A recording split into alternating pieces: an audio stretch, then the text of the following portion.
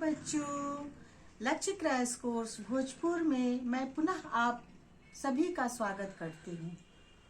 मैं वर्ग 10 के लिए इतिहास विषय लेकर उपस्थित हुई हूँ।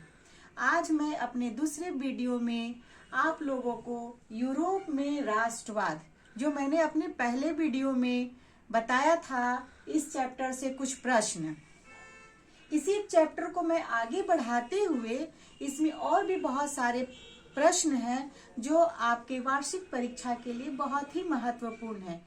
उन्हीं प्रश्नों को मैं आप सबों से चर्चा करूंगी इस वीडियो में।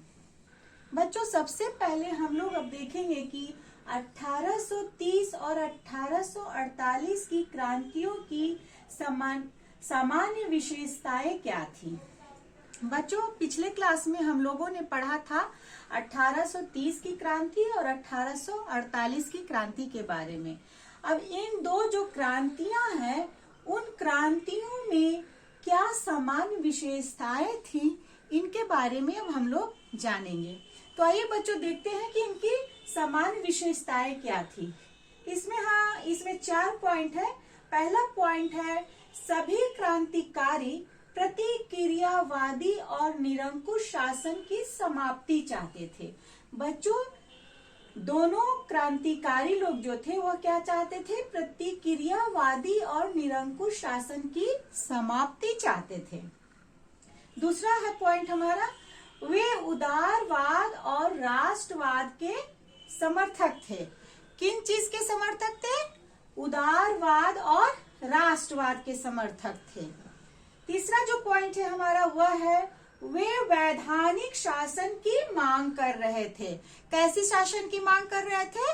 वैधानिक शासन की मांग कर रहे थे।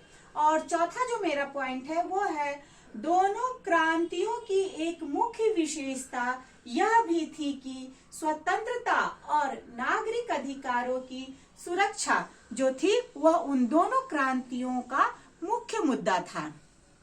1830 की क्रांति और 1848 की क्रांति, ये दोनों क्रांतिकारी लोग जो थे, इन क्रांतियों की क्या मुख्य मुद्दा था?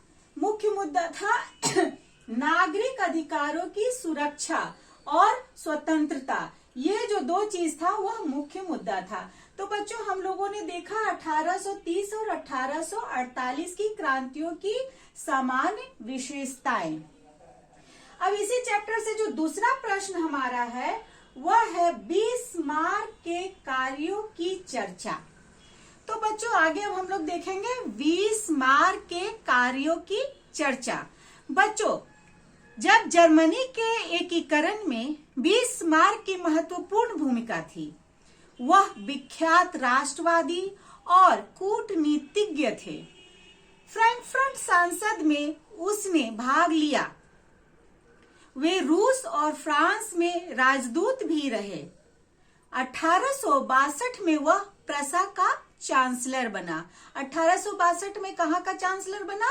प्रसा का चांसलर बना। सर्वप्रथम बिस्मार्क ने प्रसा की आर्थिक और सैनिक शक्ति सुदृढ़ की। उसके पश्चात उसने डेनमार्क, ऑस्ट्रिया तथा फ्रांस, ये तीनों को पराजित कर जर्मनी का एकीकरण किया। क्या किया? तीनों को पराजित करने के पश्चात जर्मनी का एकीकरण किया। तो इस तरह से हमने देखा कि बिस्मार्क के कार्य।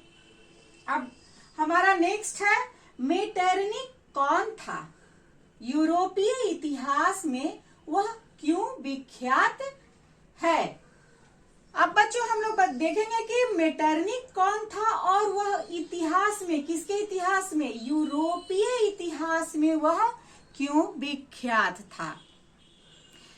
मेटरनिख जो था वह ऑस्ट्रिया का चांसलर था। वह घोर प्रतिक्रियावादी क्रांति के संदेशों का कट्टर विरोधी एवं पुरातन व्यवस्था बनाए रखने का समर्थक था।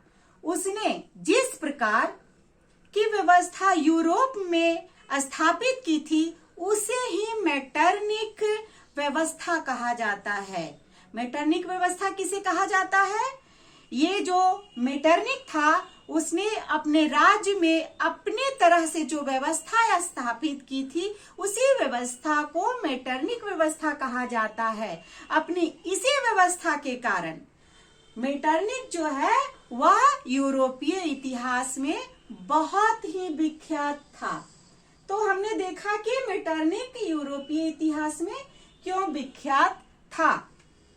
नेक्स्ट हमारा क्वेश्चन है, वियना कांग्रेस की क्या उपलब्धियां हैं? बच्चों क्या है? वियना कांग्रेस की क्या उपलब्धियां हैं? तो इसमें हम देखेंगे कि वियना कांग्रेस की अनेकों उपलब्धियां हैं, जिनमें प्रमुख है नेपोलियन द्वारा पराजित राजवंशों की पुनः स्थापना का प्रयास किया गया। क्या प्रयास किया गया? नेपोलियन द्वारा पराजित राजवंशों की पुनः स्थापना का प्रयास किया गया। उसके बाद जो है क्वेश्चन, उसके बाद ये फ्रांस और स्पेन में बूढ़े राजवंश को फिर से स्थापित किया गया। बूढ़े राजवंश को कहां स्थापित किया गया? फ्रांस और स्पेन में। फ्रांस में लुई 18वां को राजगद्दी सौंपी गई। लुई 18वां को कहां राजगद्दी सौंपी गई? फ्रांस में सौंपी गई। इटली में ऑस्ट्रियाई राज्य परिवार को सत्ता सौंपी गई। नेपोलियन द्वारा स्थापित 39 राज्यों के जर्मन महासंघ को भंग नहीं किया गया। इस प्रकार वियना व्यवस्था द्वारा यूरोप में राजनीतिक परिवर्तन कर पुरानी सत्ता को बहाल किया। तो हमने देखा कि वियना कांग्रेस की क्या उपलब्धियां थी। उसने क्या किया? वियना व्यवस्था द्वारा यूरोप में राजनीतिक परिवर्तन किया और पुरानी सत्ता को क्या किया? वो दोबारा फिर से बहाल किया। बच्चों आज के वीडियो में मैं आप लोगों को इतना ही बताऊंगी क्योंकि हमारे पास समय कम है। अगला वीडियो इसी चैप्टर से हमारा फिर आपके सामने प्रस्तुत होगा, जिसमें मैं इसी चैप्टर से और भी कुछ क्वेश्चन आप लोगों को बताऊंगी। और इस चैप्टर से कल जो हमारा वीडियो आपके सामने आएगा वह अंतिम वीडियो होगा। उसके बाद मैं फिर इतिहास का जो दूसरा चैप्टर है उस पर मैं आपके सामने चर्चा करूंगी। तब तक के लिए धन्यवाद।